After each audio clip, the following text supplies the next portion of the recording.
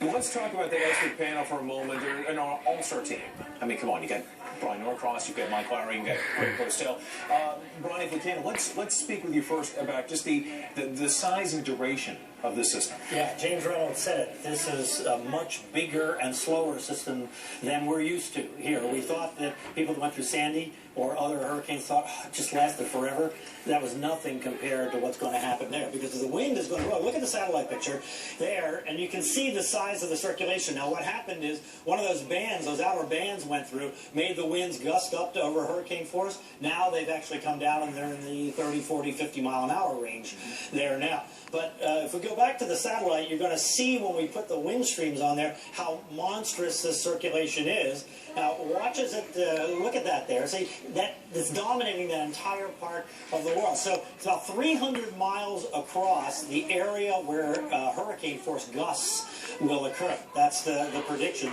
Top winds down near the center, about 130 miles per hour. It's going to slowly weaken, but still, the peak of this looks like it's going to be tomorrow morning, U.S. time, as the center comes the closest it's going to come to Okinawa, and it may go right over the island. It's hard to say, but in any case, this tremendously long duration of very strong winds. Now you mentioned weakening. Now, even if this were to weaken a little bit, Mike Lowry, I'm going to bring you in for a moment. In terms of flooding, in terms of storm surge, what do you think we're going to get out of this? Well, look, here in the United States, we're used to the coastal flooding, the primary coastal flooding being from storm surge. Not so much the case out there in the Western Pacific. And the reason for that is that the coast there is rocky. It's a lot rockier than it is here in the United States.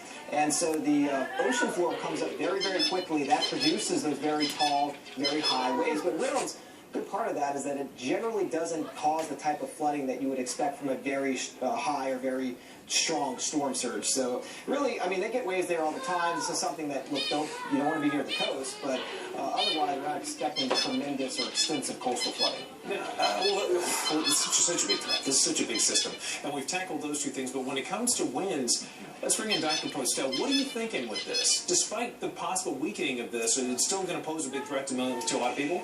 Yeah, I mean, the remnants of Vongfang are going to live on long past its passage over Okinawa, and the question is it going to have impacts globally thereafter? You know, sometimes tropical cyclones in the West Pacific, they can move northward into the jet stream, get picked up by the jet stream, and make it do some weird things down the road, a couple days thereafter. So here's a satellite picture right now of where Vongfang is, and you can see a pattern of high clouds. See those white streamers moving kind of east-northeastward away from Vongfang. That's already the outflow from, at high altitudes, about 30,000 feet, maybe higher, streaming away from Vongfang, getting caught up in the jet stream, and you know where it's going from there. It's going toward North America. So what it's doing right now, you can actually see it in front of your eyes. It's strengthening the jet stream, and sometimes those strengths, those enhancements in the jet stream can lead to some really weird patterns over North America. And we're seeing some of that now, and the question is what Vongfang is doing now in its interaction with the jet stream going to be impacting our weather, not just now, but perhaps over the next couple of days, and maybe be involved with some severe weather in the United States?